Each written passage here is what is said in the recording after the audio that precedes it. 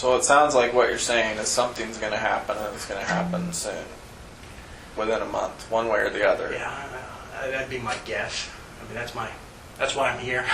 Is because when they called us Monday, they're like, all right, we're going to call off the dump. But I knew in my mind that the dump to them was significant because they were still sort of going to say, hey, we're investigating, we're following up, we're investigating, looking for evidence. Right. Once they call that, what are they going to say? Like, oh, you're done with the dump, we're just giving up? Right. They don't want to say that. So I knew that this was sort of going to be fish or cut bait sort of time when they were going to come back to us and say, all right, look, one, we got to tell the families, two, we got to tell the press something, and three, we've got to figure out charging because that's going to be the next question. And they've been appreciative of the fact that we brought them in, and I think that's why they're even consulting us, is because we kind of let them sort of be on the phone and talk to you, and I think they, in good faith, want to consult with us when doing that. But at the end of the day, of course, they can just basically give us the finger if they need to. But if I can simply come back to them and say, look, I think Israel's amenable to being charged in the Courier case in Alaska, and he's amenable to accepting responsibility for that case in Alaska. And in exchange, he's going to, that timeline, you decide, that we talk about, provide information on other crimes. I think they're going to go for that. Again, it would just take the, another step of going out there, talking to the family, also getting them on board. I think that would be pretty compelling. So that's sort of the broad scopes. And it also, look, again, what you decide to do with your attorney is completely your business, but, if you want the control there, right. You have it.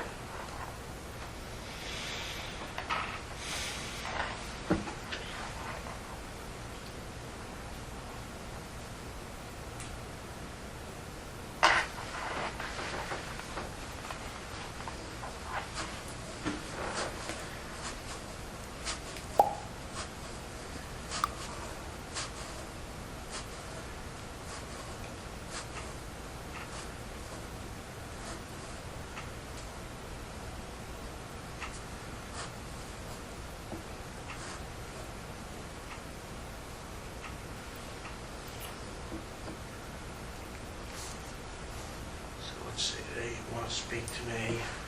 Here's a message from them. At the office 2:45. So 2:45 is 10:45 our time. So they were hoping to speak to me before 2:45 their time about what their sort of idea was, and the fact that they were talking to the family and how that went.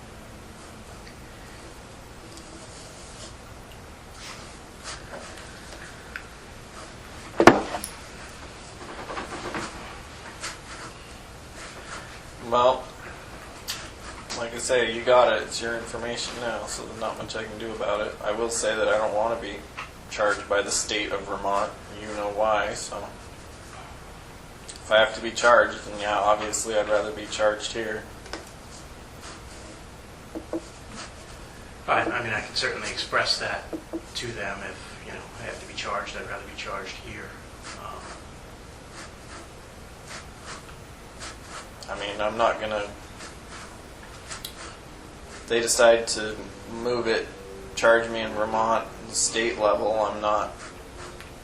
I'm gonna drag my feet on it. I'm not. Yeah.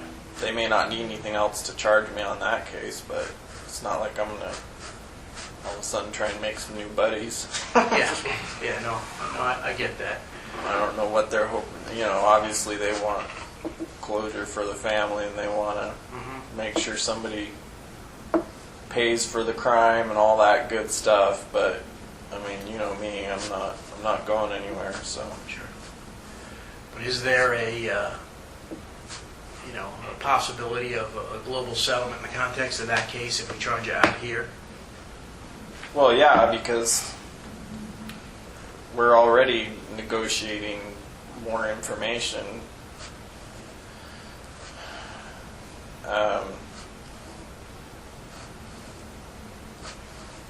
I just have to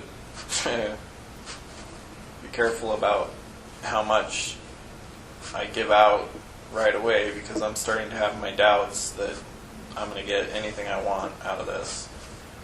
I'm starting to get the feeling that this is just going to drag on indefinitely. And What about talking about that in the context of the Courier case?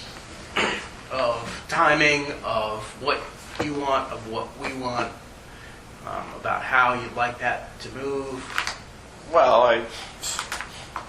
like I say, it feels like we're starting out on page 1 now. So whoopee, I got another federal murder indictment against me, and yeah, it's like starting out on page 1. Well, like I said, I've had cases that kind of got indicted later and moved quicker than the other sort of cases. So to me, it doesn't, this is not new to me. It's something that happens all the time. It depends on the judge sometimes you get for these cases. It depends upon, schedules of counsel and things like that, and who's appointed. So, it feels like you'd be starting out on page 1, but in the context of the big picture, I think there's a real possibility of moving this very quickly. And that's why I think, if I didn't think that this was just going to be another sort of thing and more work for us and more pain in the ass, I wouldn't be here, I would just say, God, do what you're going to do, Vermont. I don't want the headache. But if this is going to accomplish all our goals quicker, which is what we want to, Right. that's the only way it would make sense to us, right? Because otherwise, if it's going to delay things from our perspective, we really delay the Conan case. We wouldn't be here talking about charging. I think, we can move it quickly. In fact, it'd be very simple we'd have to notify Main Justice about this case and prepare a memo with that, which is very easy given what we've already done. And that could go out, very quickly. Again, it all depends on you. It really depends on how quickly you want to move this case, the Courier case. Because you're in control right now of this.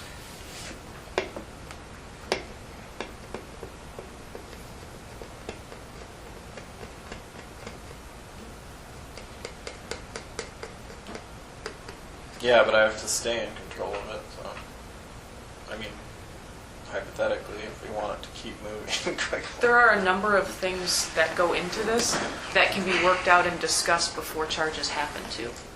Because I don't know if that's part of your concern, once charges happen that you're going to lose control of it. Right. That's part of the reason of bringing it to you now, to be thinking about now, is there's things that can be discussed and agreed upon prior to charging. You don't have to wait to be charged in order to, start negotiating at all. I think Phil was talking to you about that the very first time we talked about the Couriers. People walk into federal court all the day, every day with an agreement hammered out before the charges come. Right.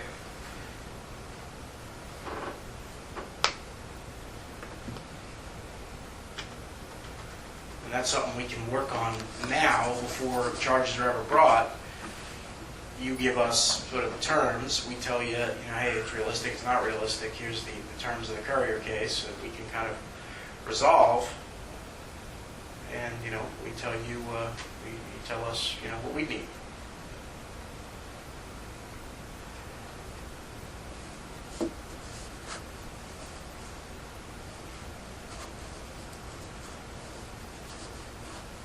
I don't know. It just seems unlikely that my terms are going to fly. Try us. Look, I'll tell you, it's not going to. What about in theory, Yeah. at least? If we agree with this, in theory, you can do something. Well, yeah, I agree with that in theory. I just, like I say, I feel been sitting around for a while now, so pardon my skepticism.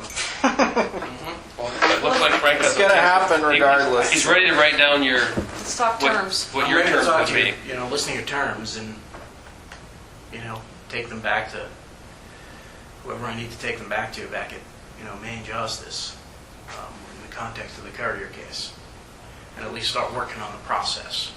I don't want to have another meeting and saying, all right, well, I just had a conference call with Ron. Here's what they're going to do, and then they're going to charge you next week. And I'd rather just start working on the other terms and telling Vermont, when I talked to them today, he's given me some terms for a possible settlement of the Courier matter that he wants us to start working on. That may seem more concrete to them than just the sort of pie in the sky. Yeah, in concept, he agrees to be charged in Alaska.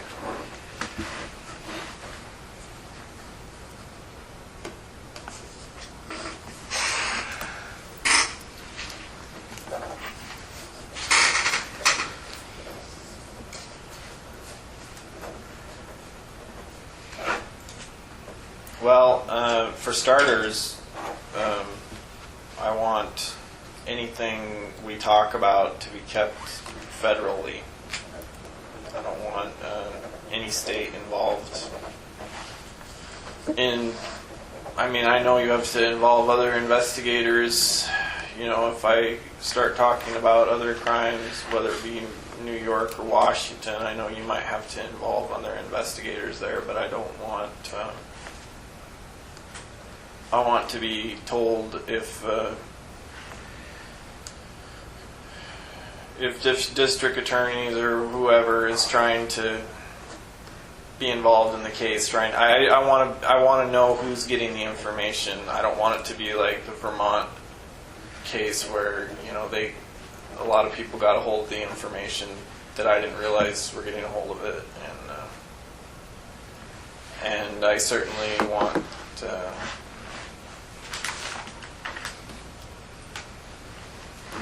know ahead of time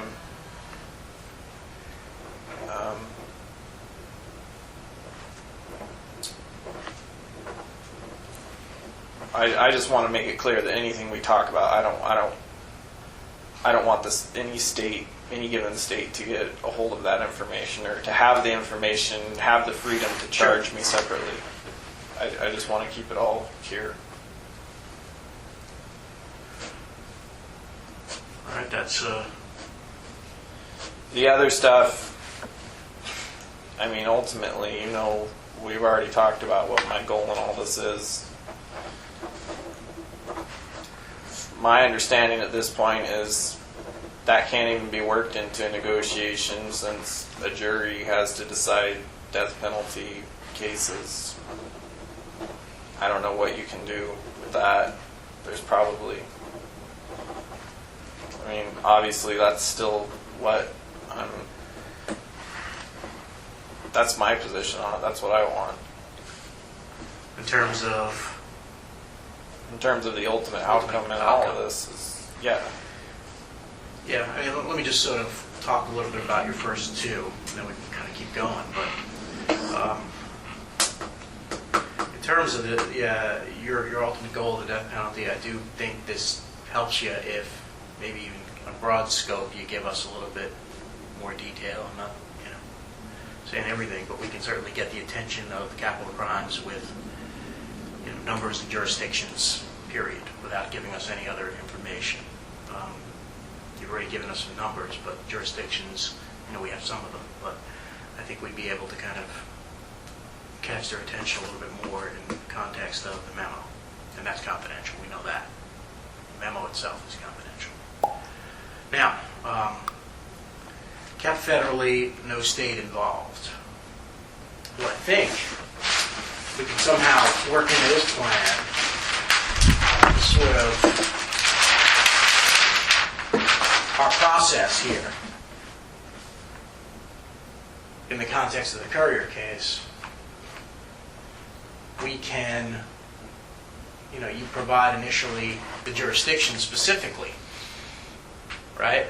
And saying, all right, there's a jurisdiction, like I think you said, like maybe Eastern District of Washington, and maybe a town that we'd probably have to talk to. We could then go, and before we even have any information, simply say, hey, we've got information about somebody in your district, a missing person. Got someone who's going to provide closure to those families, but he's got his demands. Right? He's got his demands, and we basically say, hey, FBI's handled. He's not going to be charged statewide, and everything's being handled by the FBI. And if they don't agree to that, They don't get the info. they don't get the info. And we don't even have And we don't the get the yet. info.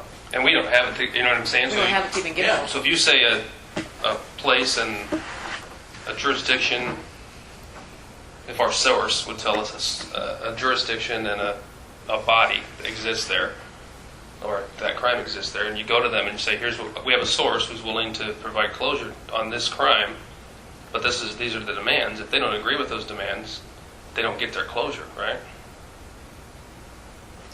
And we're not in a position to give them the information because we don't even have it yet. Well, I don't understand why they have to be involved at all, really. Well,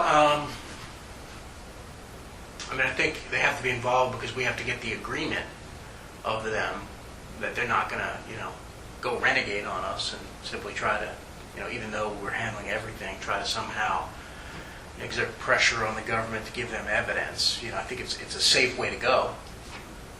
Right. I think it's safest. I mean, look, hey, I'd like your idea better because, then we get the information no matter what. But, I mean, I think to give you more certainty, that would probably be the way that we do it.